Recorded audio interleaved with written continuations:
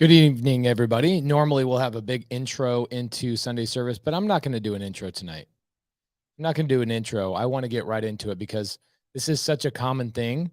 If you guys are watching this, I might be sending this episode to you in the future. I might be literally sending this to you in the DMs because this is a very common question I get every single day. People that come to me that maybe are real estate agents saying, I need to make more money. People that are fix and flippers saying, I need to make more money. People that are wholesalers that are getting tired of being a wholesaler because it's another high paying job. I get a lot of people that DM me and say, how do I get started with sub 2 and seller finance? How do I get started with creative finance? It's a very common question. And so today in this episode of Sunday Service, I want to answer that. I want to give you guys the first couple of steps in your journey to getting started with creative finance. I don't want to have anything other than tactical stuff. So pull out your notepads. I'm going to tell you exactly what to do. It's very simple. It doesn't mean it's easy. It's very simple though. Okay. This business is just like any other business. If I was going to start a plumbing business, I would need to have the same components that I would need to have a successful real estate business. Same thing with maybe a construction business or a sewing business or a dry cleaning business. Does not matter. Business is business. And there's really only three components. If you dumb it down and you make it very, very simple, there's only three components. Okay. So welcome everybody. Got a few hundred people in here watching live. We'll end up probably getting close to 800 or 900. Sunday service is now getting about 150,000 downloads every single month on iTunes and Spotify. So thank you guys so much for the love. We really appreciate it. We adore you guys and the audience. Thank you guys so much for coming out. I really, really appreciate it. So let's get into it now. What I'm going to do in about 30 minutes, I'm going to bring on a couple of people. I don't know who they are yet, but I'm going to put a link in the side chat. And that link is going to let you into the backstage. If you have bad internet and you're on your phone and you have bad lighting, please do not click on the link. Okay. This is not a link for you guys to watch the live. You're already here watching the live with me. I want to chat with a couple of people. There's a few people that were in my DMs today saying, hey, Pace, how do I get started? I've been buying a rental a year, but it's taking all my capital and I don't know where to get started. So tonight we're going to answer that. And I'm sure there's a few people in the audience that may want to chat about it. Now, I don't want to answer questions about due on sale clause today. I have 7 videos on due on sale clause on my YouTube. I don't want to answer questions about raising private capital or anything not related to this topic, because you have to understand that this video, it will get housed on YouTube, which is pretty amazing because now I can take that link and I can send it to people in my DMs that ask me the same question. Pace, can you work a deal with me? Pace, how do I get started with creative finance? So I'm going to answer those questions tonight so that I can send this video to them repetitively so you guys can get started. Okay, so here we go. There's a link in the side chat right now. It starts with StreamYard.com and then a bunch of numbers and digits and all that kind of stuff. So if you guys have a question specific to the topic at hand, please jump into the backstage. I'd love to chat with you. Okay, I'm going to put the link in one more time so you guys do not miss it. And let's get started. So how do I get started in creative finance? Well, first and foremost, you have to understand that business just in general is very, very basic. You are going to always have the same flow. Okay. There's 3 parts to every business. Okay. 3 parts to every business. Number 1, most important is you need to have leads. Okay. And I'll talk about where those leads come from tonight. We'll jump into that. You're also going to have a way to convert those leads from a lead into a contract. And in some situations, you can get deals sent to you that already are contracts. Okay. And you kind of have to sift through those and determine whether those are good deals for you or not. And then number 3, it is how to exit or monetize on that contract or that deal. Okay. How to monetize. And for a lot of you guys, you have to make that determination. So I'm going to jump into that here in a second. Again, guys, if you are in my backstage and there's a handful of you, if you have a question specific to the topic at hand, I'm happy to talk to you. If you have a question about, hey, Pace, can I get a one-on-one because my wife is divorcing me because I overspent on the credit cards? That's definitely not tonight's episode, okay? I'm happy to talk about that topic, by the way. That's a really fun topic, but not tonight, okay? So you have to ask yourself, do you have leads? Okay. Do you have leads? Write that down. Do you have leads?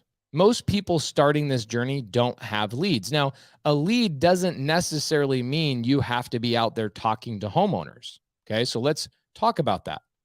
You have to have leads. Where do leads come from? Okay. Number one, they come from direct to seller. That's right, everybody. Every lead, every deal, every house, every piece of real estate I've ever bought, could we ever imagine that there's not a seller involved? There's not a human being involved on that property called a seller or a homeowner. Okay, it's not always a homeowner because sometimes it's an apartment complex, but you know what I'm saying. Seller, right? There's always a seller. So how you get under contract with them and end up buying that property is determined by where your leads come from. So the first is direct to seller. Okay. The second one is direct to agent. Don't worry, guys. I know a lot of people have heard this before. I promise you, I'm just building a runway and we will take off at some point. Just bear with me as we build this runway. Okay. So you're going to go direct to agent. Sometimes that seller is represented by an agent. Okay. And you can then communicate directly with that agent. Okay. This is also called on market. A lot of people call that on market. You see something on the MLS. I would tell you that most newbies believe this is the way that people get deals. Okay. Then you can go direct to wholesaler. Okay. Now, for people that are watching this maybe for the first time that you don't know what a wholesaler is, there are these people that are wholesalers that utilize direct to seller, which I'll go back and educate you on that for a couple of minutes. They utilize direct to seller to get in touch with homeowners through cold calling, texting, billboards, radio, their website, business cards, bandit signs, door knocking, whatever it may be. They are communicating directly with that seller. And what happens is those wholesalers, for me, I bought 6 single family homes this month, sub 2 and seller finance. Okay. 4 of my deals came from a wholesaler that generated a lead by cold calling the sellers, and then the seller wanted too much money or didn't have enough equity. And so they called me and they said, Pace, would you take over this opportunity? And I got 4 deals that way this month. Acquired a little over $1 million in real estate just from wholesalers that don't know what they're doing. So thank goodness for those wholesalers. They are doing all the hard work up front for me. It's amazing. And a lot of time, and I actually closed, I'm sorry, I'm going to correct this. I really apologize. I got 4 deals, not direct to seller. So 2 of them are direct to seller, DTS, meaning my team cold called and texted, and we got sub 2 and seller finance deals out of those, 2 of them to be exact. And then the other 4 that I got, 3 of them were from wholesalers, and 1 of them was from an agent.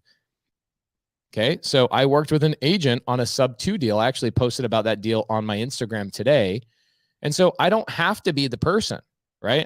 If I go directly to the wholesaler or I go directly to an agent, I don't have to be the person that generates the leads, spends the money, all that kind of stuff. So Stanley Henderson, for example, says, Pace, I really need to get me a deal like right now. Okay. So in this situation, I would say you don't need to get yourself a deal. You need to go get yourself some relationships with wholesalers and agents. That's the beginning of a deal. Okay.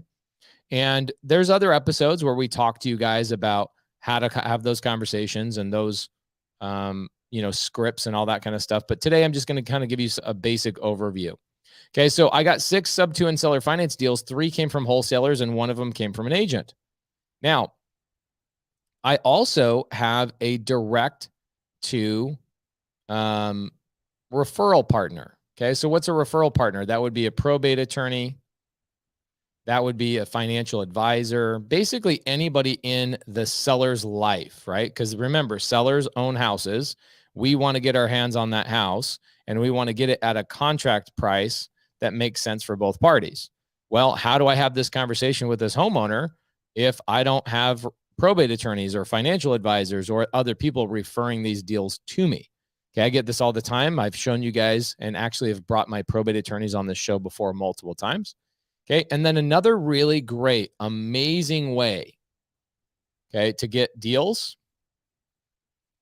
is by working for someone else.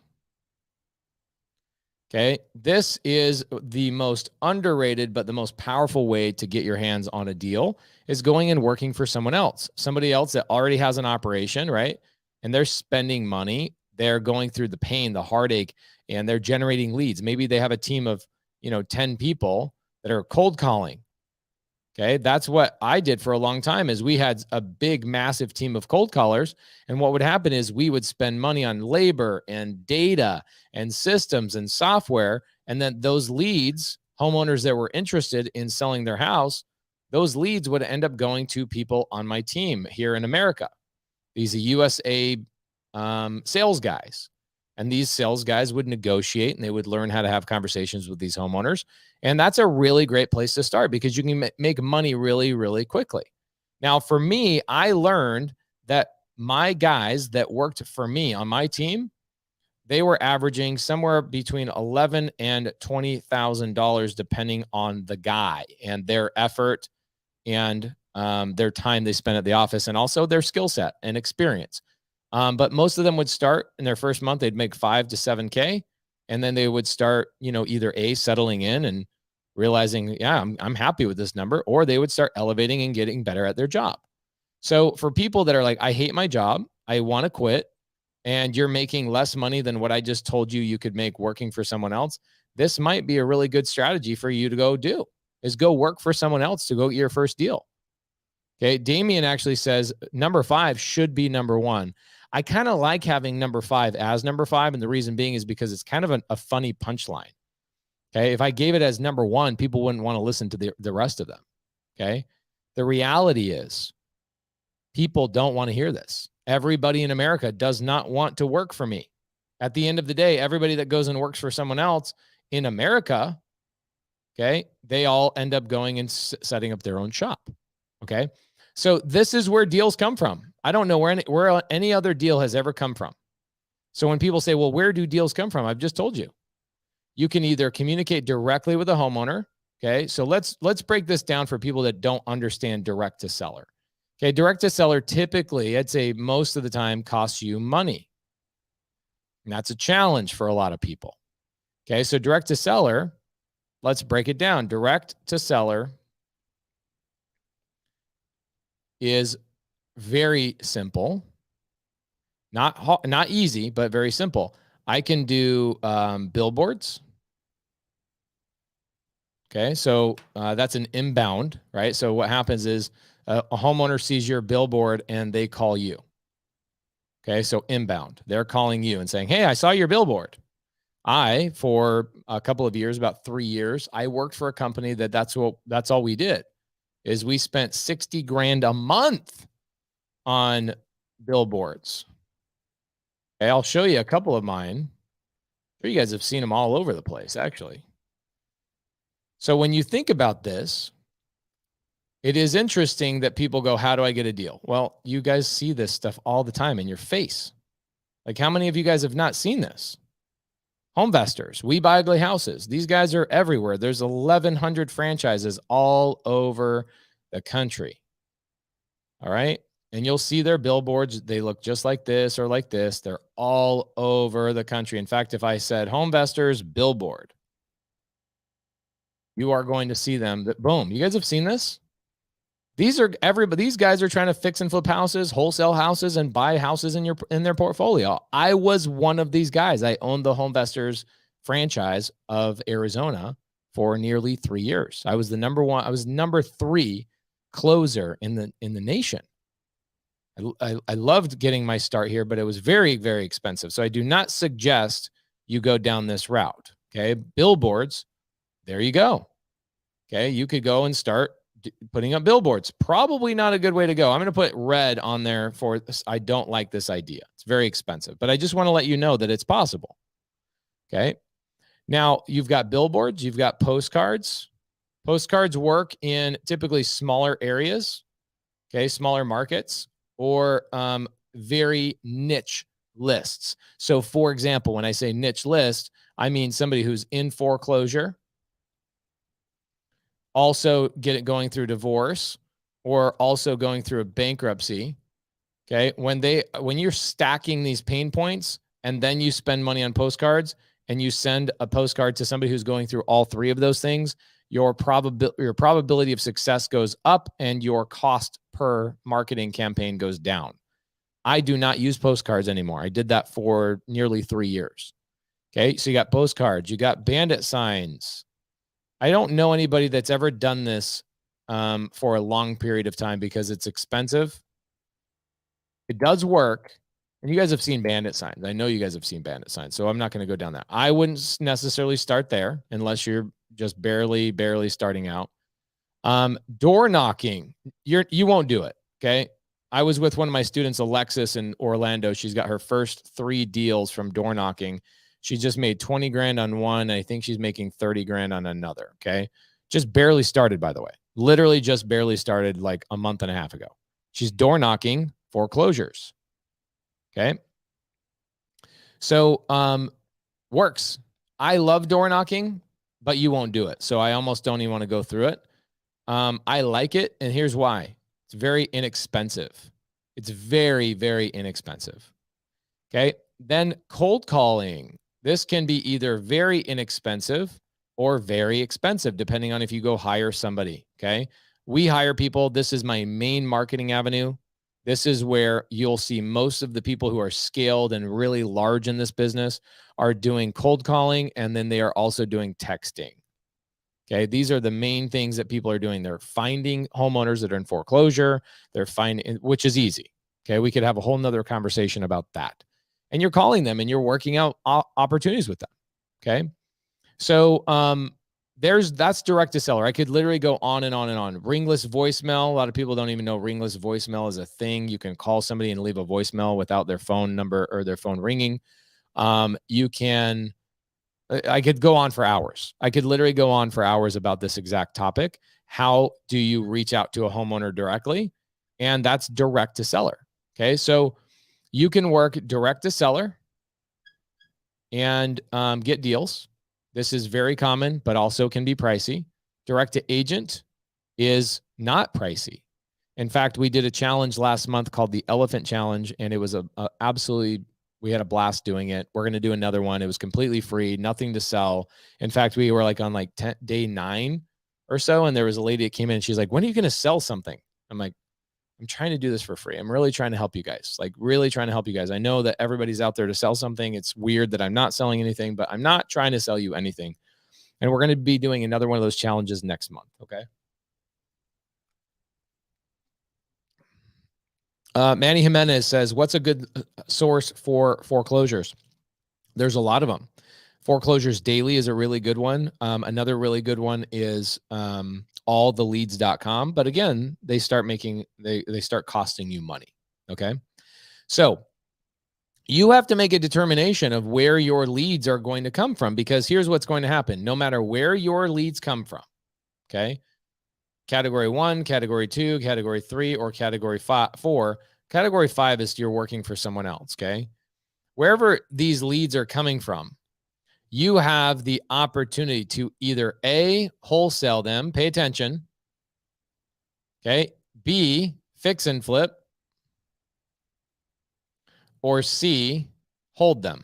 Those are the only 3 ways I've ever learned how to make money in real estate. Those are the only 3 ways I've ever learned how to make money in real estate. And somebody's going to say, well, Pace, what about developing? Well, developing is fixing and flipping. I'm taking a piece of dirt, I'm fixing it or renovating it or improving it, and I'm flipping it to somebody else. Okay. Well, Pace, what about apartment complexes? Well, isn't that holding it in your portfolio? Well, Pace, what about double closing? Well, isn't that wholesaling? Literally every way to make money, this is how you make money in real estate, is wholesale, fix and flip, or buy and hold. Okay.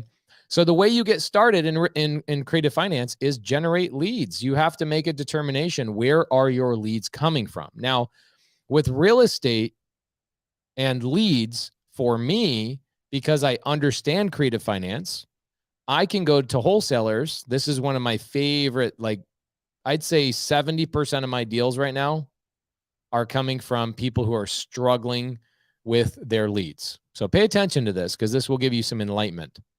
especially where leads are concerned. So there's wholesalers. They go out there and they cold call. These numbers will give you some insight. Doesn't matter what they're doing, cold calling, texting, whatever. The average wholesaler in the state, not the state, but the country, will generate 50 leads. That means there's 50 people that they've spoken to that have all said the same thing, that they are open to offers. Okay. They've cold called these people. These 50 people have said, I'm open to offers. What will happen is this wholesaler right here will speak to these 50 people and typically get one contract. Okay, that they'll get one contract. Now, if I'm a wholesaler, I'm going to take that contract and I'm going to try and find a cash buyer. Okay, I'm going to find a cash buyer, somebody who's going to fix and flip or buy and hold that property. Okay, that's my job. That's where I make my money. I make my money by, let's say, getting the property under contract for $200, and then I wholesale it to my buyer for, let's say, $215,000. That's kind of the national average is 15 grand. And I, the triumphant wholesaler, has now made $15,000. Okay. So if you're trying to fix and flip, go find wholesalers. Okay. If you're trying to fix and flip, go talk to agents. You don't even have to negotiate or generate leads. Okay. You absolutely don't have to, you don't have to do any of that stuff. Okay. You can just go to wholesalers. There's a lot of wholesalers all over the country. Okay.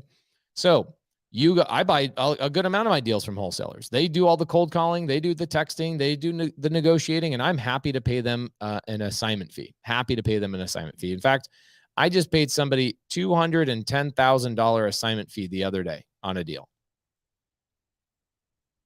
$210,000 assignment fee. I have no problem paying for any of that. Okay.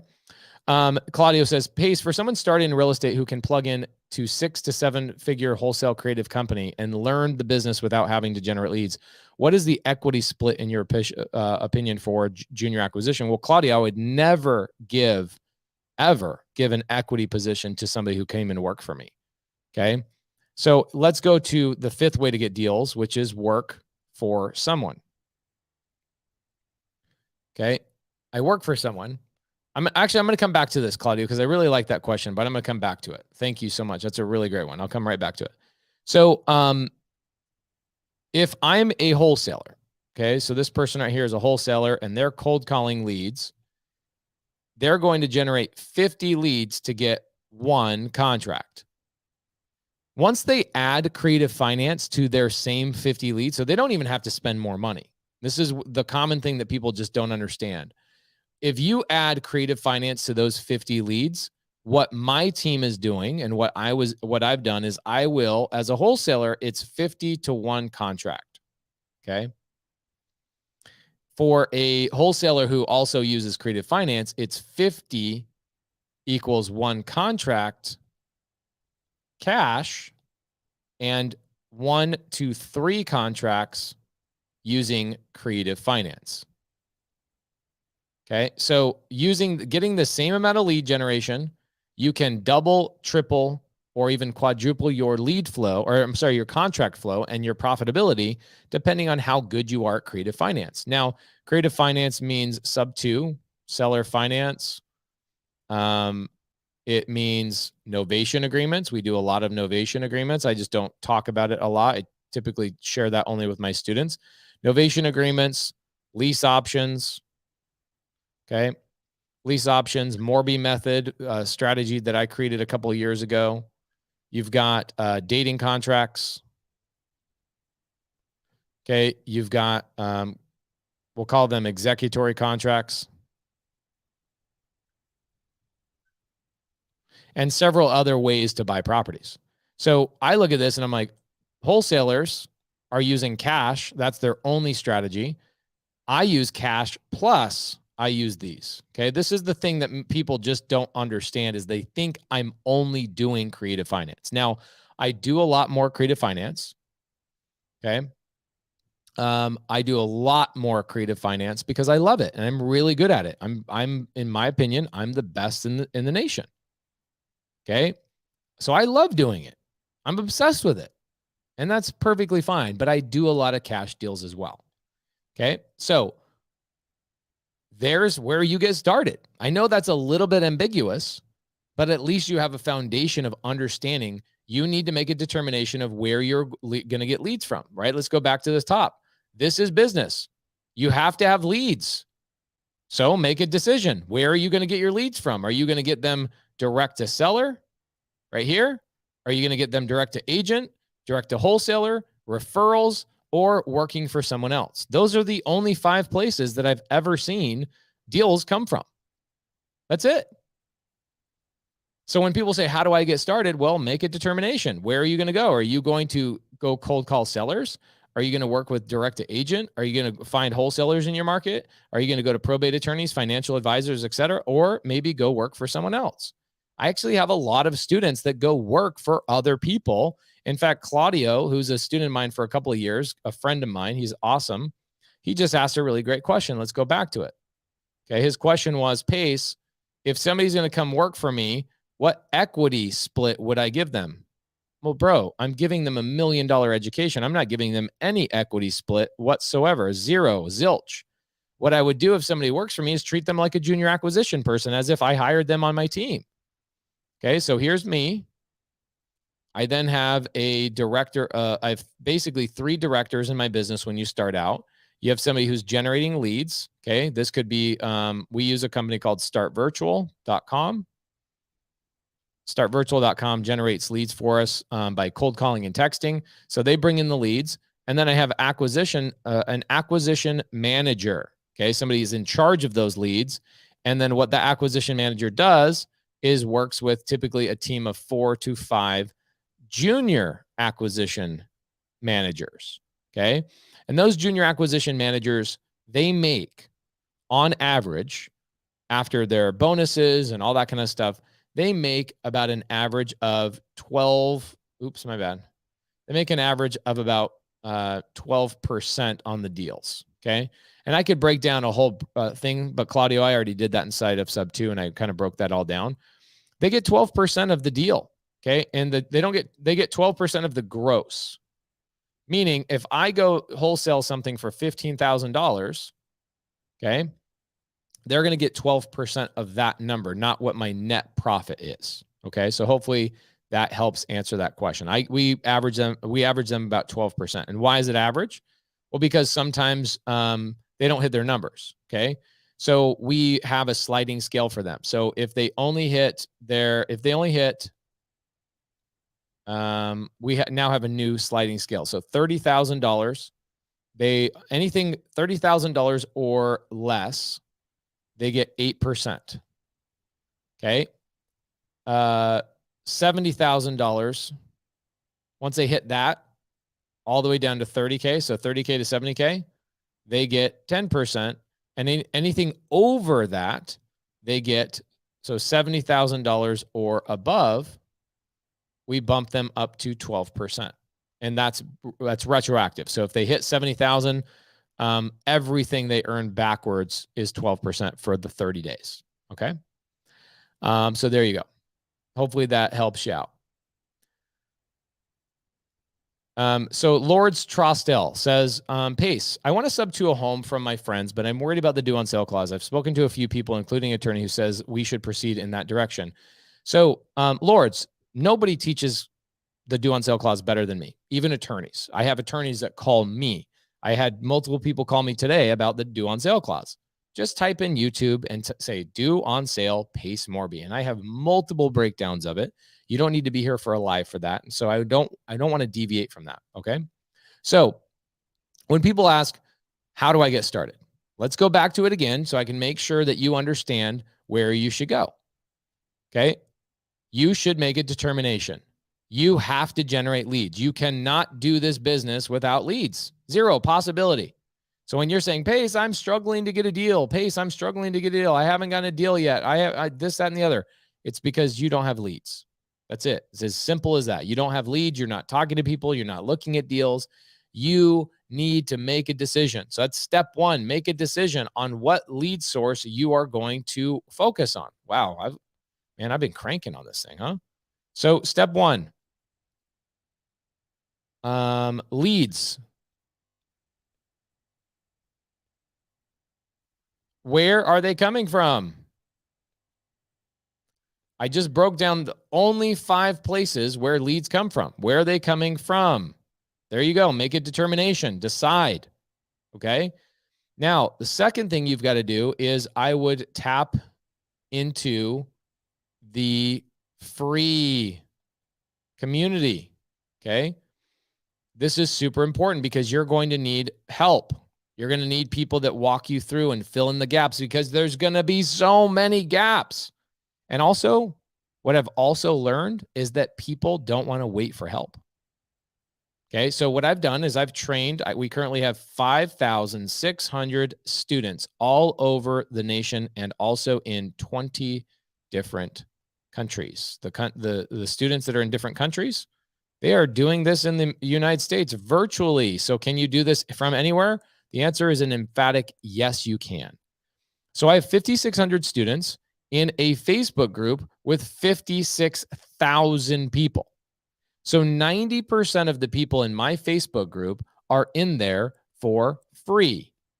The other 10% also have access to a private community.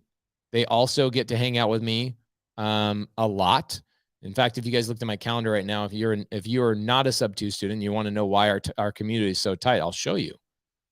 I spend a tremendous amount of time with my students on a weekly basis. So let's go through that. I'll break it down for you guys. Oh yeah, this is great. So why am I sharing this with you? I don't want you to join my mentorship. Please don't join my mentorship. I'm just trying to get you to understand where you can actually get some help outside of just watching my lives. No, I will not do a one-on-one with you. No, I will not get on any call with you. No, I will not meet up with you and have coffee. No, absolutely not. That is an emphatic, absolutely hell no. Okay. So if you look here, you will see my calendar. These are just the green Zooms that I will do with my students this week. Okay. These are the ones that I will actually show up to. All right. So let's see. Our team, Caroline, she does a Zoom from 5 to 9 every morning. We call that the daily dial. So Caroline's in there doing that every day, Monday through Friday. And inside the daily dial, you'll see a lot of my students in the side chat that will say that the daily dial has changed their entire life. Just this every morning. Okay. The daily dial is role playing. It's actually having conversations with students and practicing with each other early in the morning before your day starts, exactly what you should say in order to overcome objections that you might get from an agent, a broker, a lender, a title company, et cetera. It's basically, not basically there. It is there for you to learn how to underwrite deals. Underwrite means look at, evaluate, see if they're good deals or not, and practice having conversations with each other.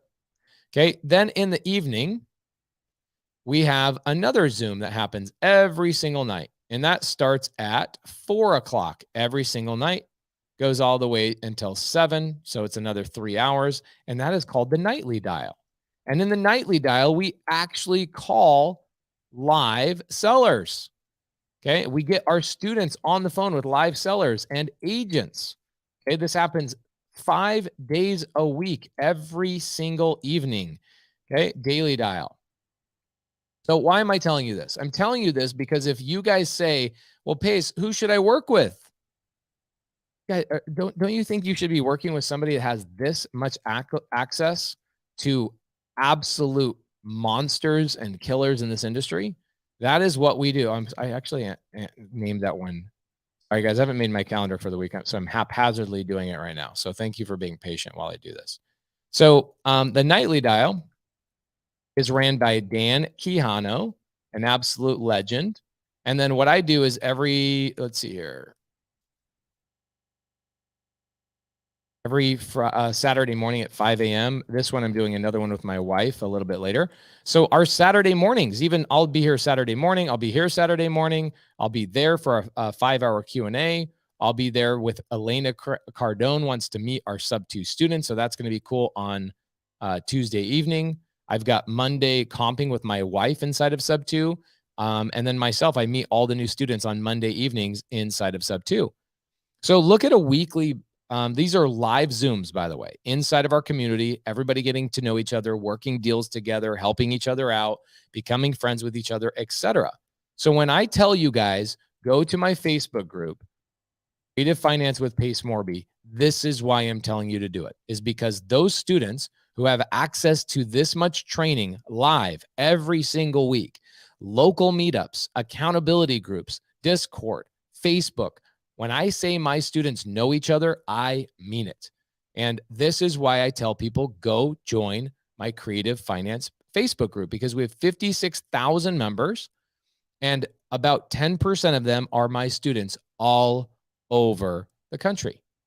So when somebody says, well, Pace, I've got a deal in Memphis, Tennessee, and I need help with it, and they DM me, my answer to them is go to my free Facebook group. It's there for a reason. Go to my free Facebook group and work with my students.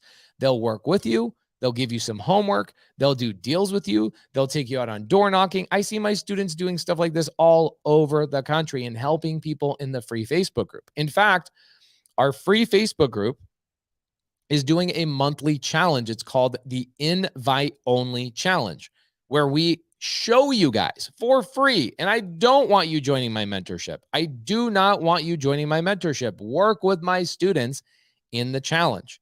You're going to submit offers. You're going to talk to agents. You're going to learn how to comp. You're going to learn why that's a good deal, why that's a bad deal. We're going to give real addresses. We just did it.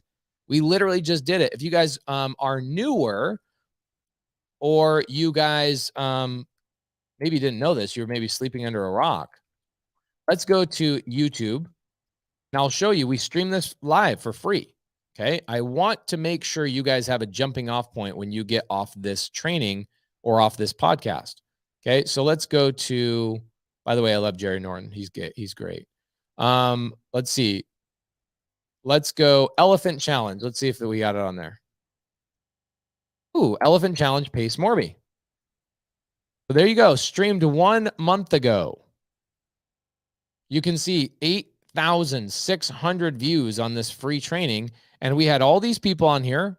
10% of them are my students. And we walked through and we showed you guys how to comp deals for 2 hours and 15 minutes. And we had breakdowns and explanations, and people were talking in the side chat and becoming friends with each other. This is where you start. Okay, this is where you start. You get plugged into people that have momentum and active training. My students have access to me for the rest of their lives, or as long as I'm alive. And I will continually to do 21 support calls every single week and overwhelm them until they decide I can only handle 2 Zooms a week. Pace is crazy. That's perfectly fine. It's my job to over deliver. So now, as you're generating leads, here we go. If you just want to get a let's do this. If you just want to get a seller finance deal, go to an agent. There's deals on the MLS right now, seller finance. There's deals on the MLS subject to right now. If you want to, if you go to landwatch.com, this is really simple. You guys just don't know about this. Oh, man, I'm doing a lot of screen sharing today, aren't I? Holy moly. Hopefully you guys don't mind. It's a little, I'm like all over the place. It's great. So you guys could go to Landwatch, which is where I'm looking at buying some land. You guys could, people don't know this. Where do I get started with creative finance? Generate leads. That's how you get started. Second thing you do is go join my free Facebook group and get friends that you can do this alongside. That's literally step number 2. My students will help you out. So let's go here. Search by, okay, boom. Owner financing. I click on owner financing on landwatch.com. There's so many websites that are like this. There's look at this. Owner financing land for sale, 11,272 listings. When you guys don't know that this is a common thing, this is hurting you. 11,272 listings all over the country right now are being sold on owner finance. Okay, this is the same thing. If I go on LoopNet, LoopNet has the same filter. I can actually go on here and find deals for sale, commercial, multifamily, etc., on creative finance. Okay. Now, why do you need help? Why do you need somebody to help you out?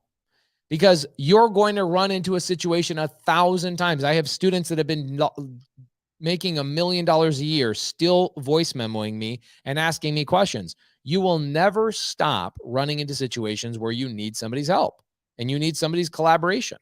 And that is why you need to join the free Facebook group, is get tied in with other people who are leaders and doing deals. Okay. Now, if you're somebody that just wants to buy one deal for yourself, well, you can go through an agent. You can go through a wholesaler. You can go through one of my students, and you're going to get, boom, a sub 2 deal or a seller finance deal land right in your lap. Okay. So that is how you get started in creative finance. Because I'm going to say this again. I don't go after creative finance leads.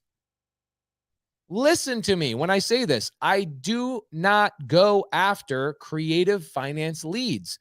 I go after sellers who are motivated. The number one thing that I need in my life is a motivated seller. That is what I would call a lead, a motivated seller. So whether it's foreclosure, whether it's divorce, whether it's bankruptcy, whether it's, let's say, high equity, low equity, maybe it's a rundown house, whatever the pain point is, I'm calling, texting these people that are all in these categories. Code violations. Okay, guys, this business is so simple. Watch this. Code violations. That's another list. Watch this. Man, I'm doing all the screen shares tonight, huh? Holy moly. It's because y'all don't even know some of this stuff exists. So watch me as I use this magical thing called Google. I don't know if you guys ever ran into this thing, but man, it's like just invented a couple days ago. You wouldn't even freaking believe what's available. So we're going to go to Tempe City code violations. Okay. Code compliance, City of Tempe. Tempe is a city that's like right by me. Okay, code compliance map. Okay, cool. Let's take a look at this. Guys, how many times, this is the city of Tempe. This is why there's a very hard border around it. Look at all these people that have code violations, overgrown yards, broken windows, abandoned properties, abandoned cars. This person has, let's see, what's their problem? All sidewalks, walls, building fences, signs, and others shall be kept free from graffiti. So somebody's house has graffiti on it. Guys, this is public data. I don't even have to pay any money for this. The address is right here. I can go knock on this person's door or drive by it. Go drive the neighborhood. People go drive for deals.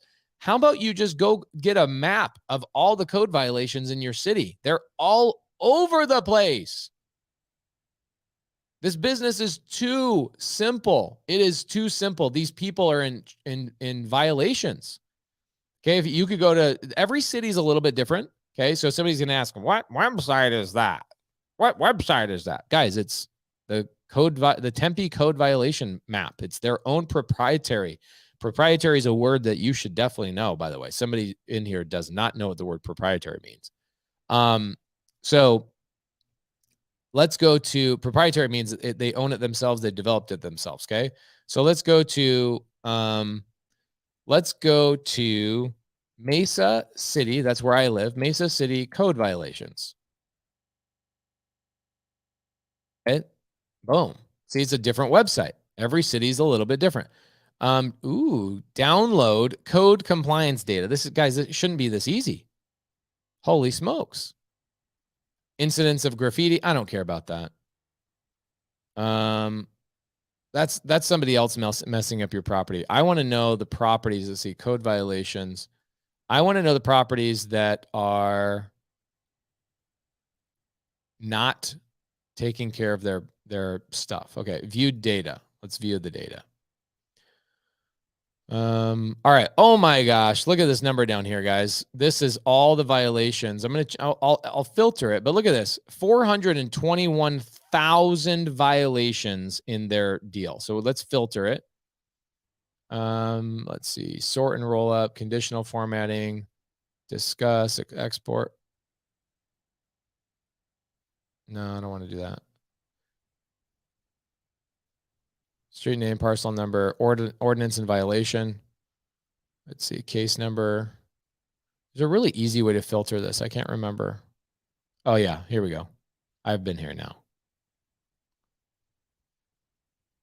Okay, so you can create a free account. This is the thing that they changed. You can create a free account in here. So code violations are really, really great. Look at this. Boom, baby. There you go. 421,914 houses have code violations in the city of Mesa right now. So what you do is you can go in here and filter them.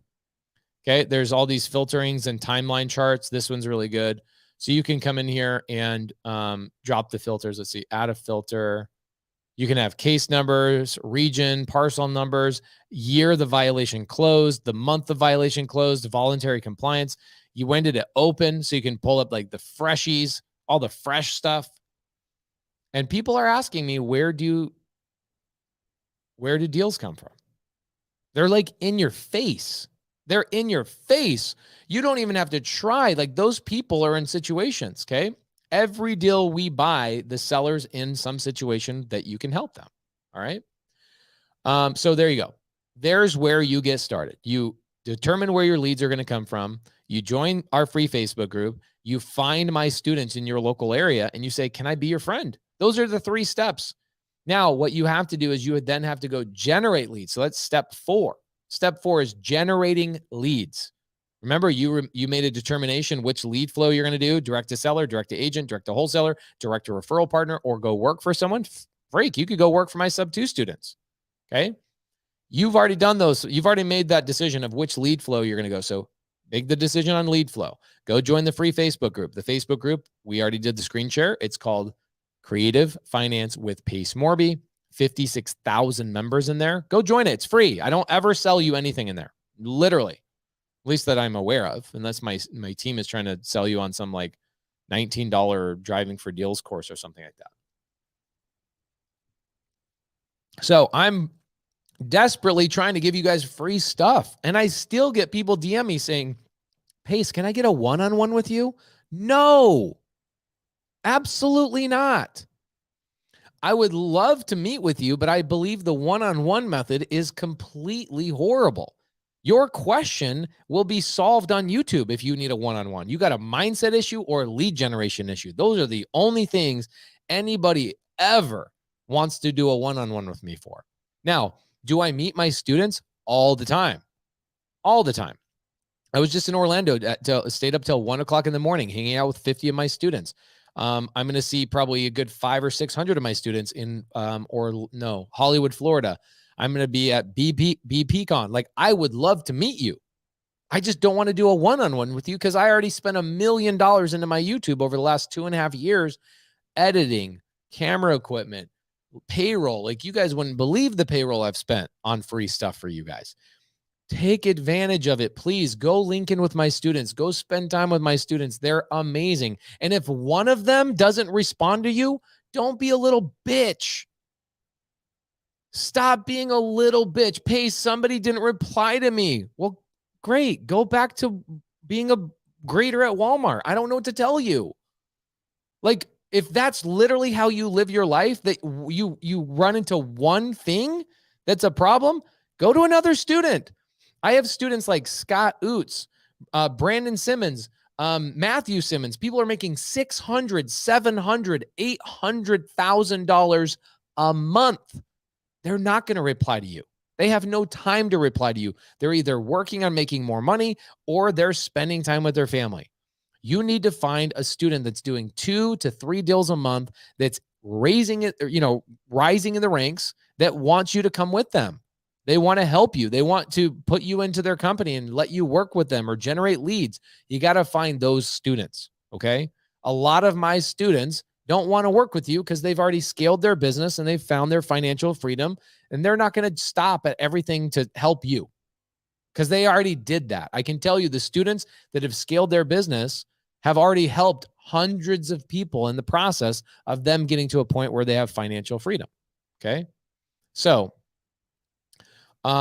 this one's interesting. Marco, thank you, Marco, for the $20. I'm going to take my wife out on a date. Thank you so much. So he says, bro, put me on your wait list for multifamily partnerships you're doing with your private students. Thank you so much. My private students, the wait list is invest investwithpace.com. Investwithpace.com is how you guys get on the wait list. We are only letting sub 2 students invest, by the way. So thank you for pointing that out. Hold on a second. I got to charge my keyboard.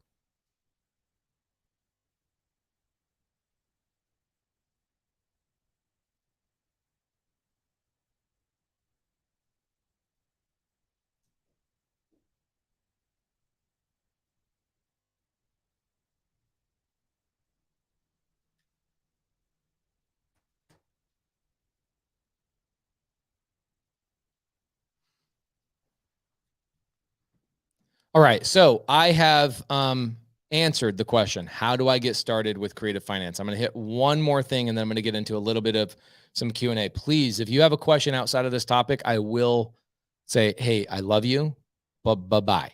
I will get rid of you off the screen. I need to stay on topic. So please, if you have a question unrelated to what I'm talking about, do both of you and I a favor, unless you want me to tease you, because you know I'm infamous at teasing.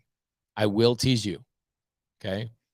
Unless you want to be teased, you don't want to be on the screen. And also, if you don't have your camera turned on, so I've got Ashley Perez, Daniel Blattman, Daniel Colonel, and Jay, and there's Jasper. He always got his camera on.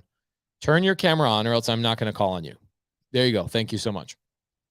Because what happens a lot of times, I'll call people on here, and they're like fiddling with their camera for like 3 minutes, and the audience is just like, oh my gosh, Pace, please move on. So last thing I'm going to cover. Where do creative finance leads? People think I go out and I only go, all right, I'm going to go look for sub 2 and seller finance deals. No, not at all. I look for deals. The difference is if there's a funnel and leads come through this funnel, you guys as cash buyers, people that are doing cash deals, you have one filter right here. You have a cash filter. Okay. And you're catching some things as they're coming through here.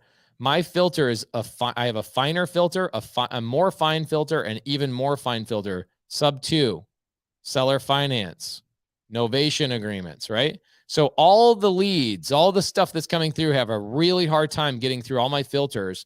And I make more money than you because I'm using more filters than you. This is the only filter you're using. Has anybody ever strained spaghetti or food or things of that nature? Your guys' strainer has too many big holes in it. My little filters, my information, my experience of working sub 2 and seller finance deals doesn't mean that I'm generating different leads than you. It just means I know how to actually use the leads properly. Okay, so this is why I love working with wholesalers, because a wholesaler will stupidly, sorry, wholesalers, that your feelings are hurt, but you'll go generate all these leads right here. And you'll go, man, I'm only getting cash deals and I'm not getting enough deals. And I'll come along and I'll go, hey, you know, all this like mud that basically got through your little filter, it's basically trash. You know, it falls through your cash filter and it ends up being a big pile of steaming horse crap down here. Can I have that? And they go, sure. Why would you want it? And I go, because I'm going to make millions of dollars off of it. Except I wouldn't say that. I just go, well, you know, I just really like shit. Can you just give me your poop? Give me all your poop. Give me all your bad leads. And this is where I make my money. I just have a better filtering mechanism than you cash buyers and you real estate agents. And you're wondering, why does Pace, this year, my goal was to buy 500 doors. At the end of the year, I will be at 900 doors. I will almost double my goal of doors purchased, meaning putting doors in my portfolio. Forget about the deals I flipped. Forget about the deals I wholesaled. I just acquired this many deals in 1 year. 40% of my deals come from your guys' crap. Here, I'm going to find a brown pen. Here you go. There's a brown pen, just so you guys know. You guys think this is crap. I think it's cash, and it is. In fact, if you guys go to my Instagram stories from today, there's a property. What house did I go to today? It's on the house on Spruce. The people who sent that deal to me are like, I don't see any way to make money on this, and I will make 90 grand. 1832 West Spruce Drive in Chandler, Arizona. Write that down. Dead wholesaler lead. Nobody knew what to do with it. And I turned it into a $90,000 profit that will pay me $1,450 every single month for the next however long I want to own it. Okay. So have we sufficiently answered? Have we sufficiently answered where do I start? What do I do to get started? Where do the leads come from? Now, obviously, there's way more in-depth.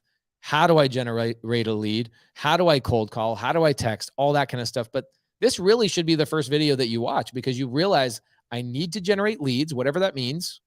I need to have somebody help me. So I should definitely join Pace's Facebook group and find his students. And even if one of his students turns out to be a knucklehead, because I get 1% of my students are going to be knuckleheads, or they might just not fit your vibe, right? I got redneck students. I got students up in Alaska killing mooses on the weekends. I got students that are bankers in Wall Street. I got students all over the country, all shapes, sizes, races, genders, everything you can imagine. You're not going to like all of them. So find one you like. They have direct access to me 3 to 6 times a week. They have access to each other 15 times more per week in the daily dial and the nightly dial. And go out and generate leads and work with them and go find them and go to meetups and do those types of things. That's how you get started. And then as you learn creative finance, you can then start adding filters like, okay, now I understand sub 2. Now I understand seller finance. Now I understand novation agreements. Now I understand lease options.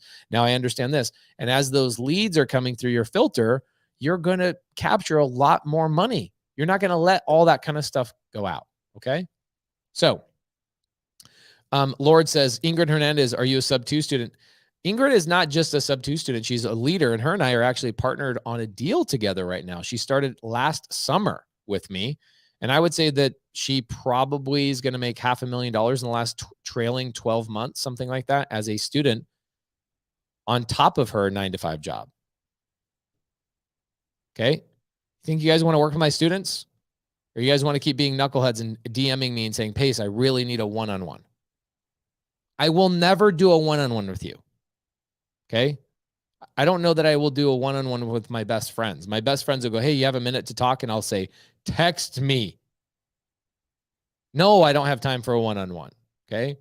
People think because I'm live all the time that I'm like just readily available. I'm not. I structure these. I want to provide so much help, but I want to help the masses, not, one person at a time. That's hard. So, we got a couple of people on here. Dylan Faltus has a question. What's up, Dylan? How you doing, man? You're muted. There we go. Can you hear me? There we are. I can hear you. Hey, good to see you, brother. How you doing? What's up, homie? Man, doing well, doing well. So I have a question for you. It is about I have a motivated seller who needs a creative finance solution to a property that she wants to sell. Hopefully I'll be able to talk about that with you real quick. Cool. Let's do it. Okay. It's a property here in my market in Tampa, 7 minutes from University of South Florida, 5 minutes. Have you talked to Andres Bastardo? Not about this particular property. He is saved in my phone though, and I meet up with him regularly. Yeah. Cool. I actually just me and my girlfriend just had dinner with Spencer Bishop and his fiance. Love Spencer. Yeah, I know I tell you, all my friends, my sub 2 friends, my conversations with my sub 2 friends are so wildly different than conversations with other people I've had in my life. Wonderful people, but I realize that we end up talking a lot about things in the past, reliving glory days. In my conversations with my sub 2 friends, we're all talking about things that we're building in the future. Wildly different. It's really fun cool. too, because you don't feel embarrassed to like talk about money or your hopes, your dreams, your aspirations, how you're trying to improve yourself.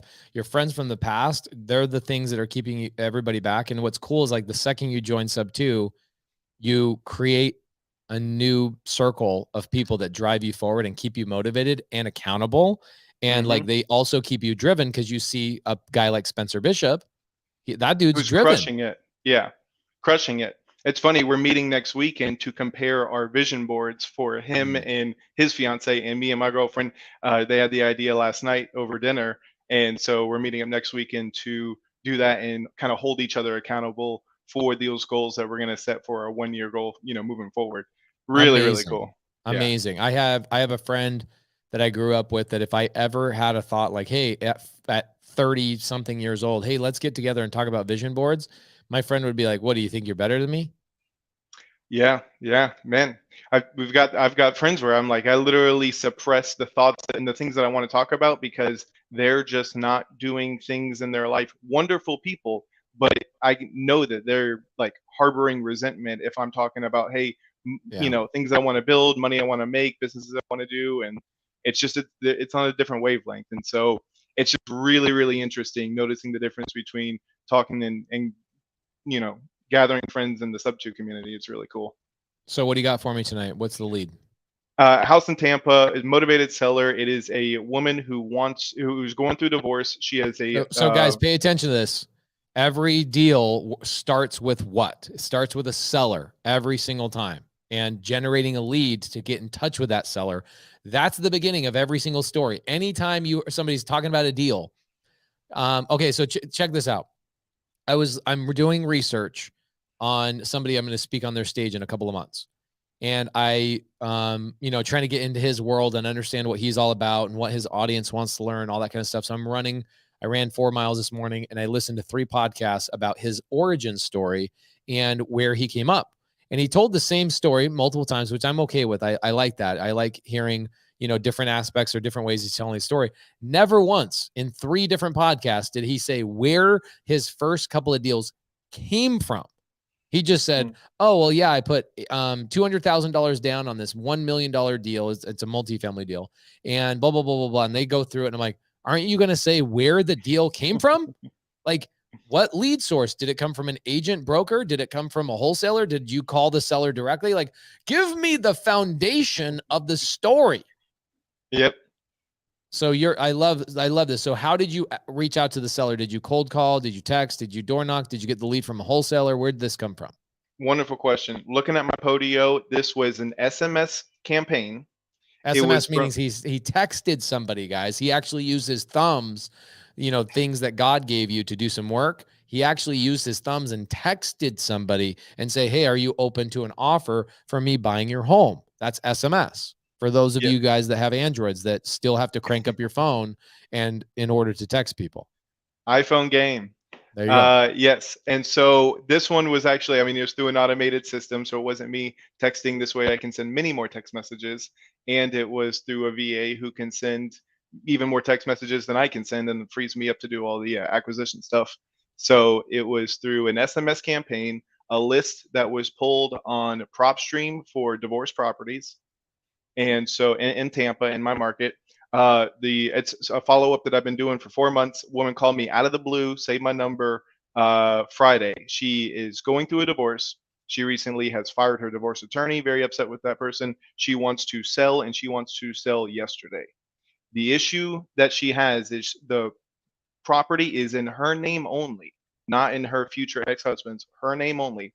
But she purchased the property after she married her husband. Now that they're going through a divorce, she wants to sell the property, but she does not want her husband to receive. She's worried that he's going to receive half the proceeds from selling it. Okay, so guys, remember the filter that I was talking about. Okay, if I DM you this podcast, hopefully this helps you. Okay, he generated a lead. Let's go back to this little deal. He generated a lead, and he's taking this lead through a filtering mechanism. And I'm already listening to this lead. I'm listening to the story, and I already know what the problem is. Okay. The problem is, I almost don't want to jump ahead, but I'm going to take a guess at what the solution is. And maybe you'll have some subsequent data that I don't have that will change my answer. But everything comes down to, in a divorce situation, it comes down to the divorce decree. So the judge will actually issue a divorce decree. Okay. That divorce decree says what they have to do with their assets. Now, if the property is the deed in both of their names, or is the mortgage in just her name and the deed is in just her name?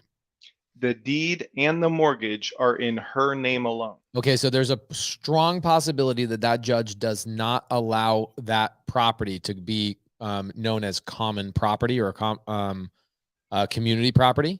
What is she currently using that property for? A rental. Okay, great.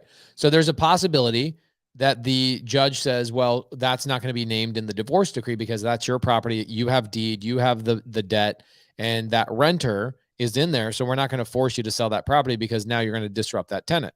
So what will happen a lot of times is the divorce decree through the divorce, it won't name that property. And if it names that property, then boom, she can sell it to you however. Now, there's no way to get around that. There's just no way to get around that. I've bought properties from people that were divorced through contract for deed. Okay. So, you might be a little bit newer and you might not know the difference. So Dylan, this is a great question. So this is like the fifth filter as you're going down the filter. So it's like, okay, sub 2 is going to be problematic. And the reason why sub 2 is going to be problematic is because the deed will transfer from her to Dylan. And that's going to be noticed by the judge and also by her future ex-husband. Okay. Mm-hmm. Well, guess what? Seller finance will also have a deed transfer. But in the state of Florida, in Tampa, we call this an executory contract. Okay. So Dylan, do you have a car loan? I do. Okay. That is an executory contract. And here's what that means. It means that you have a car loan. Who owns the car? I own the car. Okay. You own the car. Great. I can paint it. I can change the color. I can wrap it. I can do whatever I want. You can fart in it. You can sell it. I was listening to your Zoom Saturday. Days ago. Perfect. Yep, so you can do whatever you want with that car. The thing is, the lender for your car is currently holding the title. It doesn't mean that their name is on the title. It means they're holding the title as security. Okay, that's called an executory contract. Why is that an executory contract? Because you have not executed the full contract. And the contract says, we'll give you the title that we're currently holding for safety. Once you pay it off, sell it, refinance it, or whatever, we'll then give you the title. That's an executory contract. In sub 2 and seller finance, I get the title or the deed immediately. And why is that problematic is because now the judge or the future ex-husband will see that. Okay. So here's a great example. An executory contract is actually not called an executory contract. Pay attention to this. This is very critical for you because you'll never, ever call this an executory contract in any sort of real estate language. Executory contract this is some deep level, deep state stuff. Okay. I love it. I love it. Okay. So an executory contract, also known as an agreement for sale in Arizona.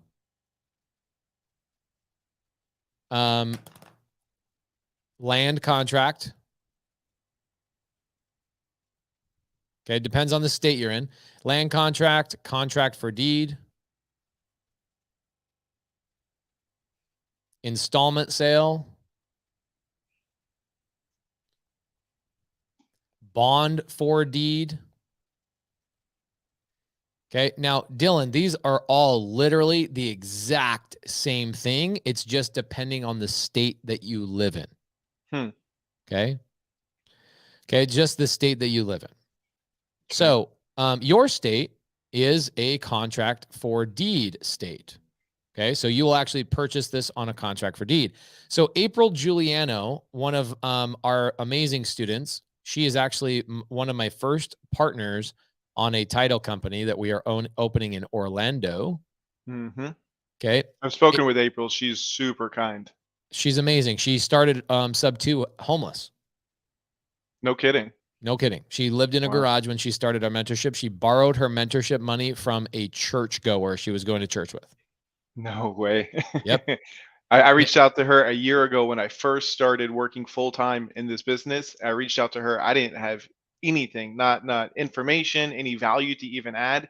And she took time out of her day to help and call me multiple times to help me, walk through properties and analyze deals, and went out of her way for a complete stranger.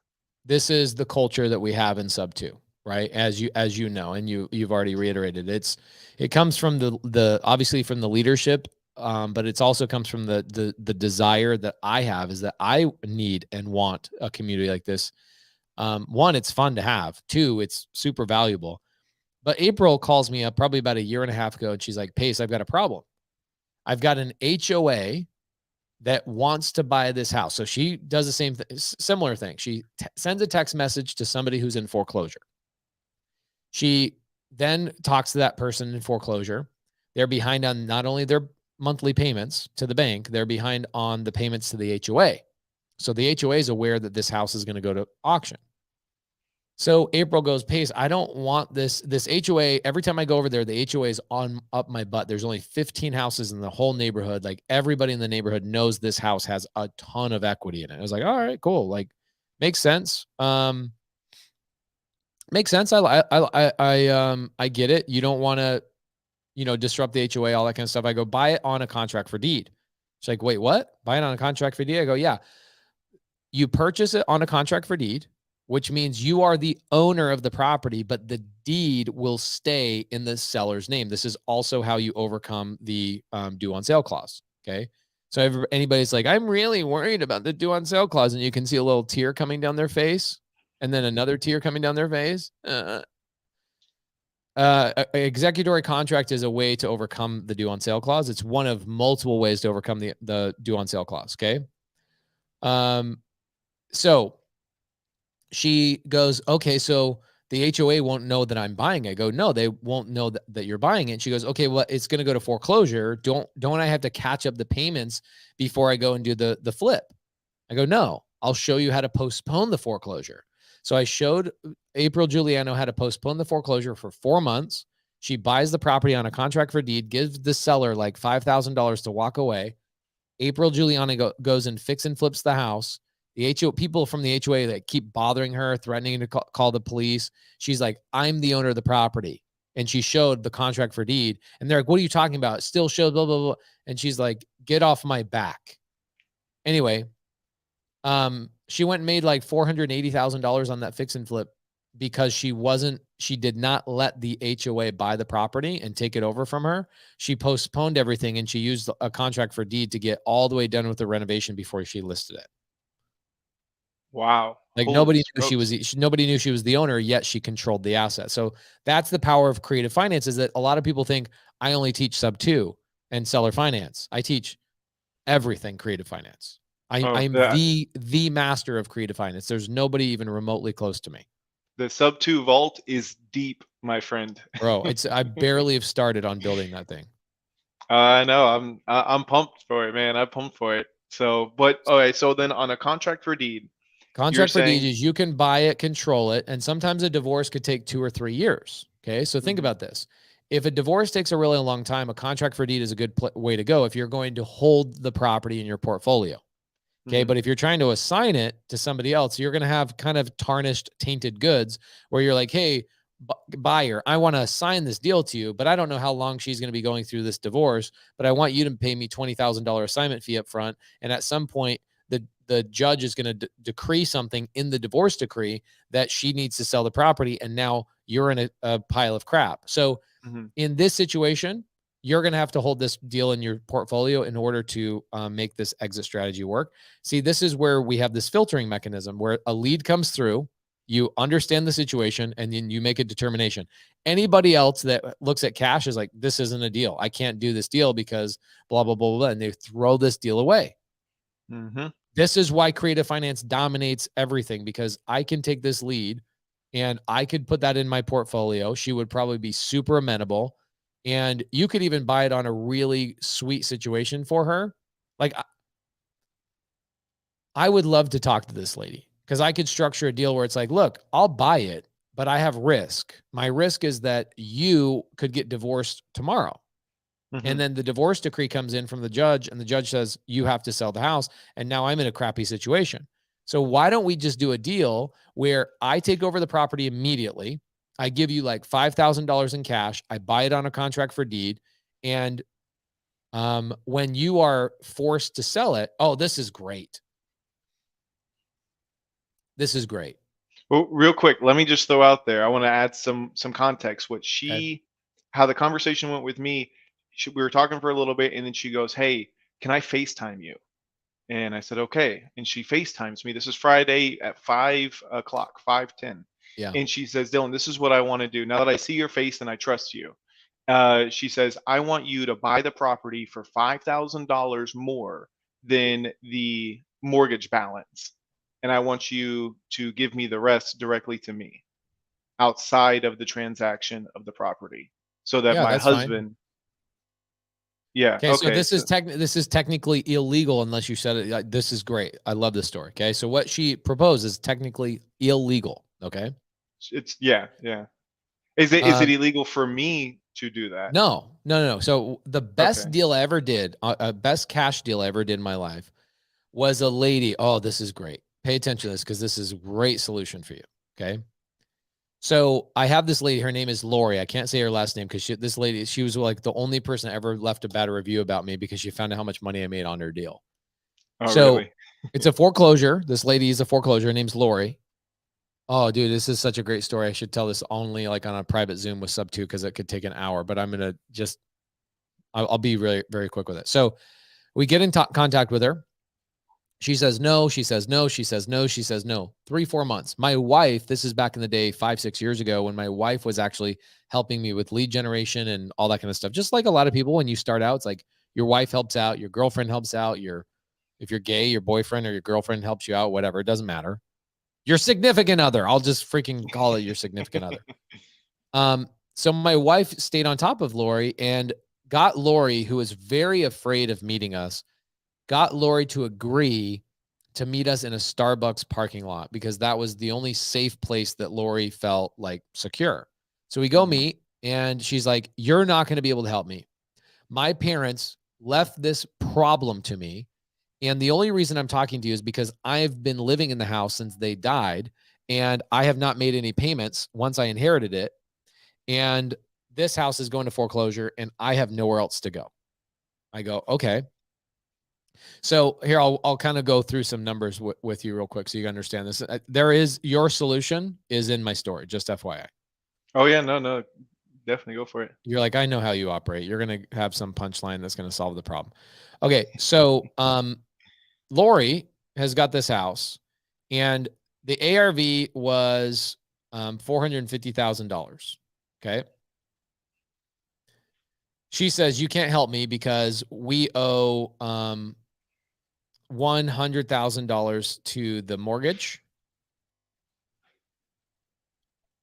and we owe I think the number at the time was about $300,000 to something called Access." Okay. Arizona healthcare, blah, blah, blah, blah, blah. Okay. This is a lien from her parents before they died. They were racking up medical bills, and the government has a program to help people pay for those medical bills. And the way it happened is that that debt rolled over to Lori after her parents died. So now she's got this house with a $300,000 lien and a $400,000 or $100,000 lien. I'm Mhm. sorry, the number of the ARV was 400,000. I'm sorry. Oh, so yeah, so you got no equity. I mean, at 450, she has no equity because this is literally the worst house I've ever seen in my life. Still to this day, this house, Black Widows, her bed had human feces all over the bed. She had 9 dead cats underneath a Mustang in the garage. Bro, I have pictures of this, and I'll bring it up. I brought it up multiple times in sub two, like in our private Zooms, and I'll break down the deal to people like in its intricacy. But Mhm. here's one of the many times I've used this strategy. So Access um, made it so she owed more money than the ARV was. And this house needed like $100,000 renovation easy. So she's underwater like Big time. big time, right? Yeah. So this is why she didn't want to meet us. She was like, "There's no reason I would meet you. There's no way you can help." And I'm like, "How can you be so sure?" This is the number she gave us. She said 27 other meetings is how I can be so sure, Pace. She was all rude about it. Mhm. I was like, "How can you be so sure?" 27 other meetings, Pace. That's how I can be so sure. I was like, Mhm. damn. For a minute, I thought her name was Karen, but it is Lori. Okay, so here's what Plenty of happens. others have been through to try to solve this problem and couldn't. 27 other people, agents, wholesalers, everybody you can imagine tried to solve this problem. Okay. Mhm. So here's, ooh, that's great. Thank you, Ingrid. I'm going to send that message to Scott Horn, an attorney I introduced to my students a couple of years ago. Scott Horn, lawyer in Texas, helped us clear judgment lien on the deal we were in the middle of. It was so cool. It was $140,000, and we split the difference with the seller once we told him we could clear it. Okay, so listen, because Ingrid already knows where I'm going with this. I believe she knows the story. So here's what happens. Thank you, Ingrid. I appreciate that. Oh, by the way, I have a lady that has been living in a property, Dylan, for 60 years. Do you know about this one? No, not I bought a property just recently, like 3 months ago, and the seller is an older lady. She's like 80, and she says, "Do not disrupt the tenant. It's my daughter." Okay, yeah. This I Mercedes, saw. right? Yeah. So she's like, "Do not disrupt the tenant." She's been living there 60 years. Anyway, we closed escrow on the deal a couple months ago, cash, and now we're evicting that lady. So people are making comments about it in the side chat. So here we go. Let's go back into this. So on this deal, she's like, 27 other people have met me. There's no way. I go, I don't know, Lori. I'm pretty creative. I use the word creative so many times. And she's like, you're not this creative. So here's what I did. I said, Lori, I would like to buy your property for the $100,000 that you owe the bank. And I will then pay for you to move into, I'll pay you $5,000 plus moving expenses, plus your first, last, and security deposit of the new place you're moving into. I'll pay for all of that on top of your $100,000 in cash. And she's like, yeah, but what about the $300,000 we owe Access? And I go, let me worry about that. I'll worry about that. Okay. So here's what happens. We get it under contract. We get this big, fat, nice, juicy contract, because contract first, figure it out later, obviously with transparency. Tell the lady, like, absolutely, I'm happy to do it, whatever. So here's what happens. I then go, I think it's spelled Access. Let's see. I can't remember. Yeah, it's Access. So Access is a government entity. We get it under contract. We open escrow. I go open it up at title company, and the title company says, let us know what happens with Access. I go, great, no problem. I go to Access for about, I think, 5 days in a row. Nobody's in the office. Literally, you can't even you knock on the door and nobody's there. The lights are all on. It's a bunch of cubicles. It's a big freaking building. And Nancy's got it. So ACCCHS. Sorry, and thank you, Nancy. Nancy knows what's up. Thank you, Nancy. So here's what happens. On the 5th day, because I'm not a sissy, I'm going to continue to be persistent, consistent, and follow up. On the 5th day, I go to Access, and I knock on the door, and I'm like, there's got to be somebody here. This is weird. Like, maybe they're all on vacation. And this random dude pops up. It was like out of a horror movie. I looked down in the hallway, and all of a sudden this guy turns around and waves to me from like 80 feet down the way, and I'm peeking through the glass into the office. And he comes walking all the way over, and I realize he's the janitor.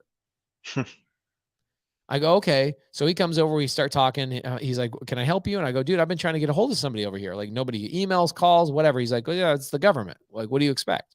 And I go, whatever. And I go, dude, I just need help. Like, I need to get in touch with somebody. He goes, who do you need to get in touch with? I said, I've got this lien. It's $300,000. I want to see if Access will take a lower amount. And he goes, oh, that's my job. The janitor? Exactly. And I'm like, I'm so confused right now. And he's like, yeah, we're short staffed, blah, blah, blah, blah, blah. I'll help you out. I go, okay, cool. So I get his email. I put him in touch with my title company, and we all group together. And he says, how much would you guys like to offer? And I was literally going to offer like 75 grand on a $300,000 deal. Okay.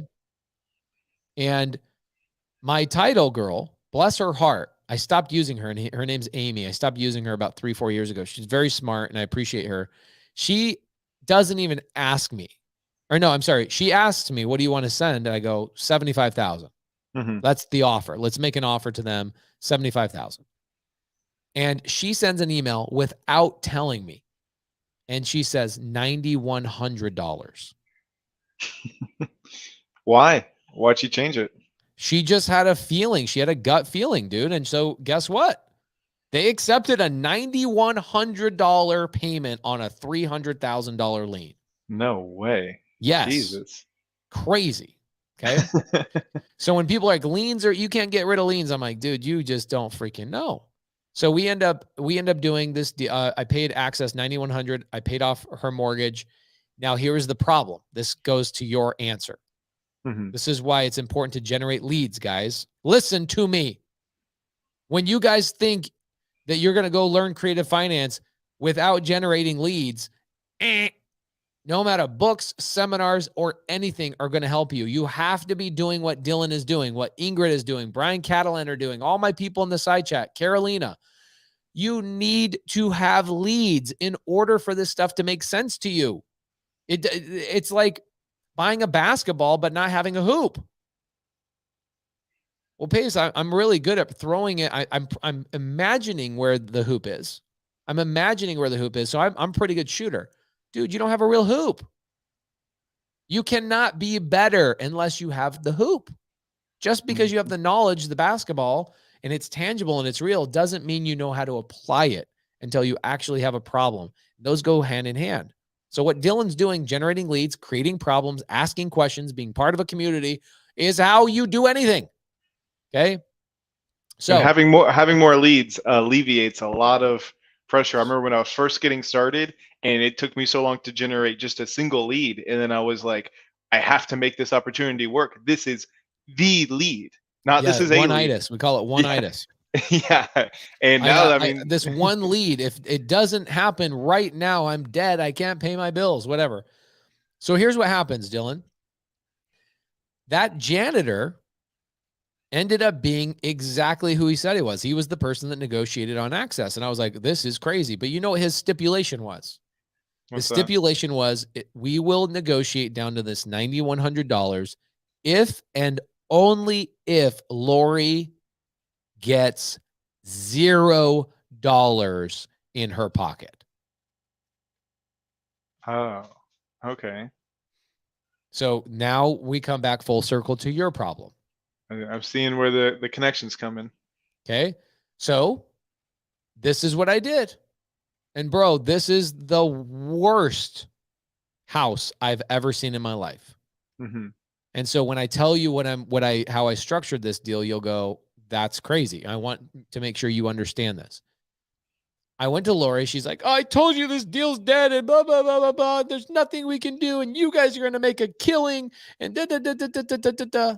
And I was like, Lori, I don't have to give you cash out of the real estate transaction.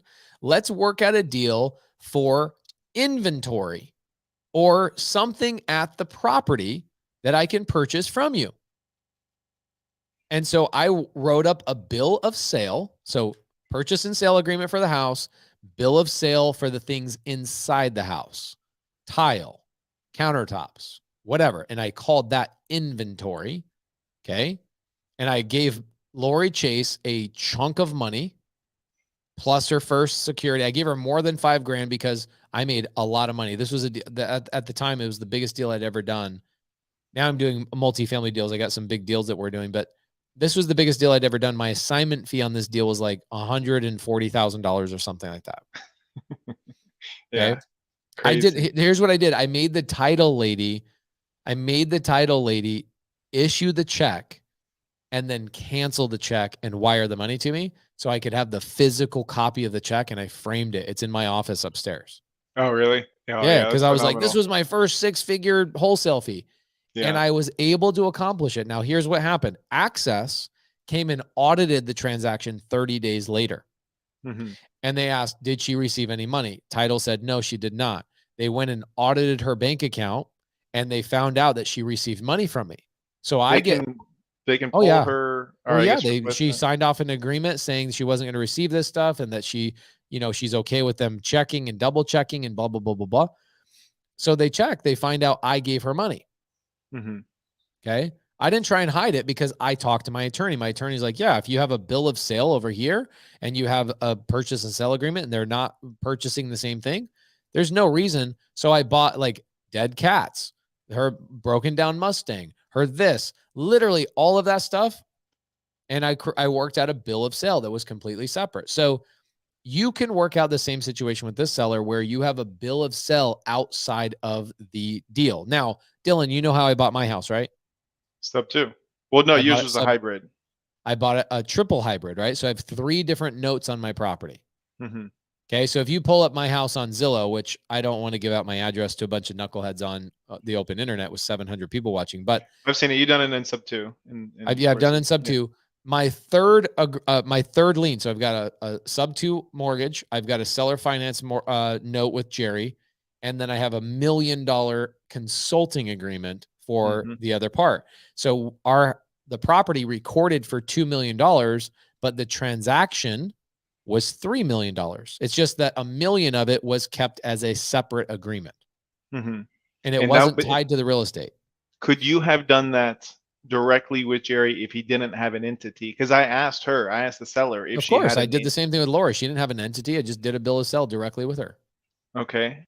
And then would I have any issue doing that since she doesn't have any personal property in the home other than what's affixed to the home? Work out a consulting agreement with her. Okay. Okay. What value can she bring to you? Can she bring you mental insight on, being older and how to avoid divorce, and she's your mental coach or something along those lines, and you can create a bill of sale. Okay. And from my side, so can my company issue that in conjunction? How does that work as far as work that out with yourself personally, and have your company purchase the house, and then have you do a consulting agreement with this lady long term. That's like, hey, we developed a relationship. I wanted to keep in touch with her, and I wanted to pay her a consulting fee to work with me on how to avoid divorce and be some sort of a life coach. Would you recommend to do that the bill of sale through my company or through another avenue? Do the bill of sale personally from you to her. Okay. Yeah, just from my person. Okay. Yeah. Okay. That is really interesting. Okay, man. Well, I knew it needed, if there was a solution, it would have to be like a creative solution like that. Yeah, there you go. There's your creative solution. Okay. And if she's not, for whatever reason, in favor of that, then a contract for deed is a way that. No, you need to do a contract for deed regardless. Oh, okay. Okay. Oh, even going that route, still do the contract for deed. Well, here's the challenge I would look at is the contract for deed. Is she trying to, if she sells a property, okay, you might have to ask an attorney, okay? And the reason being why is because there is a possibility that she could go through the divorce. And what ends up happening is she has to claw back and pay gains that she made because maybe that property is community property, right? Depending on the state laws. I don't know the state laws of Florida in that situation, so you got to figure that out. Mm-hmm. If she has the legal right to sell it to you right now, then none of this needs to happen, right? Like if it's her property and it's not going to be named in the divorce decree, what I would do is I'd spend $250 and talk to a divorce attorney and say, what do you think is the situation here? And the attorney's going to go, oh no, they can't do this, this, and this because Florida law states blah, blah, blah, blah, blah. I don't know the answer to that, right? That's something you're going to have to go figure out with her. Okay. Which I can do. I know a real estate attorney, but I can, track down I would get a divorce attorney, somebody that has gone through stuff like this and ask them about community property. If it's not community property, then she doesn't need his permission to do anything. And you can just buy it sub 2 and give her $5,000. Or you could do a hybrid where you take over the house sub 2 and then create a seller finance note for whatever amount of equity that she has in the deal. Mm-hmm. And you could turn around and sell that under wrap if you wanted to. Yeah, that's what I was thinking. If I could if she could sell it, take it over sub 2 and then create, some type of like a seller finance note, but she would want it to be outside, separate from that transaction. So she's not showing. She obviously just doesn't want to give any of them. Yeah, same thing. Okay. Really cool. Well, man, that is really, really helpful. First thing tomorrow morning, I'm going to start finding for a divorce attorney and consult with them. But that could be a really viable way to pursue it. I love it. Darren Green, here's a great question. So Darren Green says, can you still take it tax advantage of depreciation on a contract for deed? Here's what's great, everybody. Everybody in sub 2, my personal CPA, please pay attention, okay? My personal CPA is coming into sub 2 in about 30 days, and we're going to show you guys how we figured out how to take depreciation on a contract for deed, whereas you normally could not have up until now. And everybody inside of sub 2, the answer will be yes. We've figured it out, and we're currently doing it right now to test it out on a property, and we're like 100% sure it's going to work out. No, Chris Contreras says John St. Clair. No, Sean St. Clair is my real estate attorney. PCS, somebody inside of PCS does my taxes. So I will be bringing that CPA into sub 2 to educate you guys how I figured that out. I'm the first person on the planet that's figured it out. Boom. Very cool. Is there any downside to a contract for deed where your name is not on the title as opposed to a traditional sale? There's a handful of downsides. Okay. Number one downside is that up until recently, for the last 100 years, the contracts for deeds have been around for 1,000 years. Okay. This is how people normally did transactions. Up until now, you weren't able to get the tax benefits because you didn't have what's called fee title. Fee title means that you have the deed in your name and you can go to the IRS and say, I own this property. Here's proof that I own the property on the deed.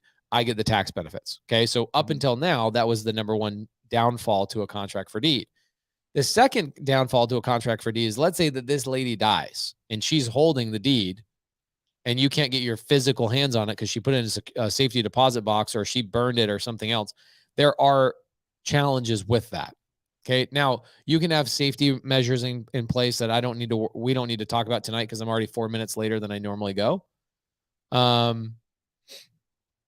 Ingrid says, the fact that you guys are talking about this tonight is the universe showing me the way. I love this so much. Bada bing, bada boom. So, that's the biggest thing, is the physical nature of a contract for deed is that when you pay off the property, your seller has to send the deed to you or refinance it or sell it or whatever.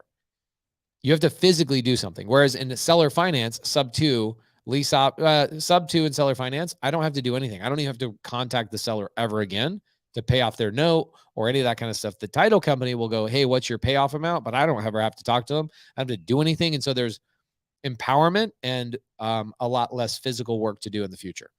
Yeah. And I can create just a separate note, a seller finance note to her outside, I mean, I can create a note to you right now, right? You and I could do a note right now on a sticky note and say, this is my note.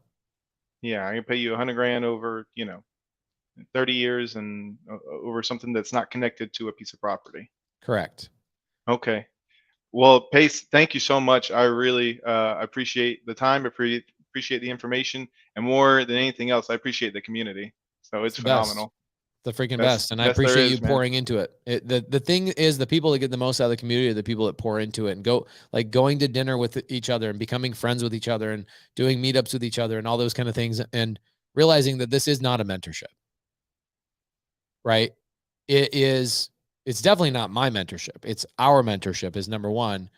And then number two, it is a community of people that I'm going to be hanging out with you guys and doing deals with you guys in 10, 15, 20 years from now. Man, I never wanted to look at this as a mentorship of just like, go watch my videos, type of thing. So, Dorothy says, Pace does this process so organically, like he's just breathing and exhaling naturally. That's true. Yeah, and these are high level strategies. These are not things that most people are going to know. Even most real estate investors, like, this is high level stuff. So it's very helpful. Yaya.us, Pace, how can we split the depreciation between two investors? That's very simple. Two investors own the property simultaneously. You get what's called a K1 at the end of the year, which is your tax return for that entity. I could talk about that in a PCS Zoom in the future. We could go into depth on that. What I plan on doing for sub 2 students, by the way, is I'm going, Dylan, good to see you, brother. Thank you. Hey, great to see you. You take care. Okay. Thank you, homie. So what I plan on doing, oh my gosh, you guys want to do something really cool? I have Tuesday. If you guys are in Arizona, we are having Elena Cardone come over to our offices to meet and greet you guys. So Tuesday, if you guys are in Arizona, Elena Cardone coming in 6 p.m. Arizona time. Please come hang out. We'd love to introduce you guys to Elena Cardone. That's going to be dope. I'm also, let's see, what's going on this week? I got a lot of speaking engagements this week. No, I'm sorry, the next couple of weeks. See, here we go. Curtis Johnson says, I need a sub-2 student to help me with my deal. Perfect. Don't have me help you with your deal. I have trained killers. And if you guys are a sub-2 student, how dare you not help Curtis Johnson? Please freaking jump on that. Okay. I know Myron and his beautiful wife, Carolyn, will help you guys out as well. Christian Hernandez, he's a killer. See you in San Diego, bro. Yeah, I can't wait. I'm going to be in San Diego for a week. I'm going to speak at Traffic and Conversions and then also BPCon. In the middle of that, I have to fly to Dallas to speak at Brad Sumrock's event. So that's going to be a crazy week. I will see you multiple times, Christian. And anyway, I hope, did everybody get some value tonight? Did everybody learn a thing or two tonight? This is a Pace, are you still coming to Washington? Yes, I am. I'm just waiting for the TV show to stop messing with my life. So hopefully you guys learned a couple of things. We answered the questions. We gave you guys some tactical advice. You saw Dylan answer this question for you. It was like, how do I start? Well, freaking generate leads.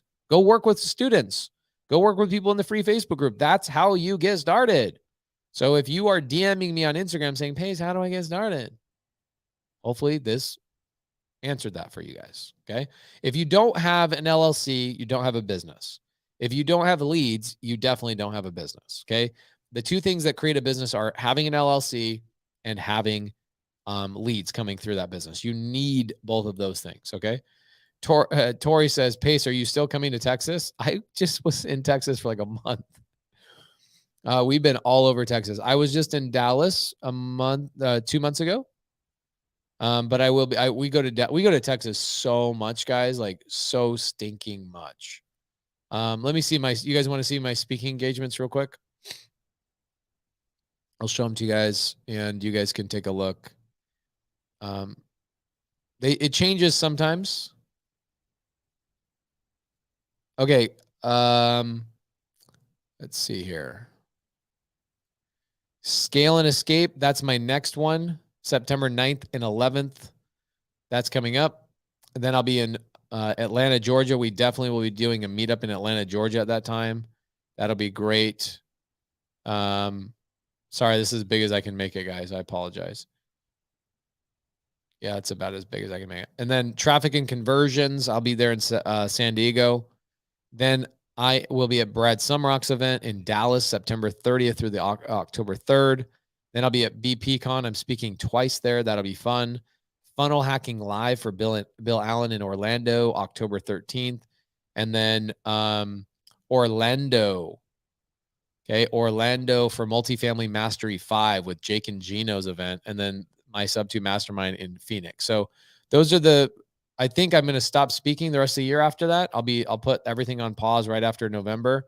And I won't speak again until probably January. So hopefully you guys can get out, see me and Jamil. We usually speak together, not always, but we usually do. Terry Free, we should go to freaking Maryland. I love Maryland. I love the people in Maryland. So anyway, appreciate you guys. Thank you so much. And this was another episode of Sunday Service.